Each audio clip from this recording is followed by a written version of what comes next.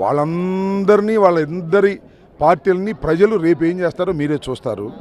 వాళ్ళు అధికారం కోసం ఆరాటపడుతున్నటువంటి వ్యక్తులు, ప్రజలను మోసం చేసి పరిపాలన చేసినటువంటి వ్యక్తులు. నేను మనవి చేస్తున్నా, ఈ 4 సంవత్సరాలు 5 సంవత్సరాల పాటు చిత్తశుద్ధిగా పరిపాలన చేసినటువంటి ముఖ్యమంత్రి జగన్మోహన్ రెడ్డి గారు.